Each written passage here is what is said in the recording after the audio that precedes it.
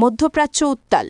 গাজা যুদ্ধের ধাক্কা পেরিয়ে এবার আন্তর্জাতিক মহলে নতুন করে উদ্বেগ তৈরি হয়েছে, কারণ শোনা যাচ্ছে ইসরায়েলের পরবর্তী টার্গেট হতে পারে তুরস্ক। বিগত কয়েক সপ্তাহ ধরে ইসরায়েল ও তুরস্কের মধ্যে বাকযুদ্ধ চলছে, টুইটার থেকে শুরু করে রাষ্ট্রীয় স্তরে। তুরস্কের প্রেসিডেন্ট রজব তাইয়েব এরদোয়ান বারবার গাজার পক্ষে সরব হয়েছেন। ইসরায়েলের জবাবে কূটনৈতিক সতর্কতা দিয়ে জানিয়েছে যে কোনো হুমকির জবাব দেওয়া হবে উপযুক্ত ভাষায়। বিশ্লেষকরা বলছেন, তুরস্কের সাম্প্রতিক সামরিক প্রস্তুতি এবং ইসরায়েলি গোয়েন্দা তৎপরতা ইঙ্গিত করছে এক উত্তপ্ত ভবিষ্যতের দিকে।